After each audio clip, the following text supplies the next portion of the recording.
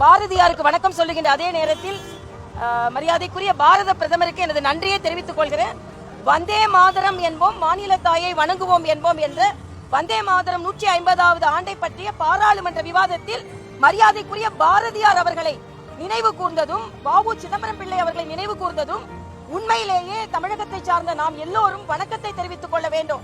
ஆனால் திராவிட முன்னேற்ற கழகம் எப்பொழுதுமே பிரிவினையை பேசுவதை போல இதுவரைக்கு எந்த பிரதமரும் பாரதியையும் நமது வ.உ. சிதம்பரம் பிள்ளையையும் இந்த அளவிற்கு மரியாதை செலுத்துவது கிடையாது.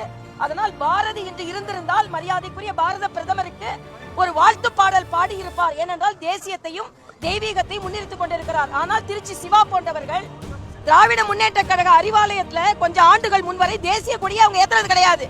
ஆனா இன்று தேசப்பற்றை பற்றி பேசிக் கொண்டிருக்கிறார்கள். தனித்தமிழ்நாடு வேணும், சுதந்திரமே வேண்டாம் இந்த இந்திய தேசத்திற்கு என்று சொன்னவர்கள் இன்று தேசபக்தர்களை போல திருச்சி சிவா போன்றவர்கள் நாடகம் ஆடிக்கொண்டிருக்கிறார்கள்.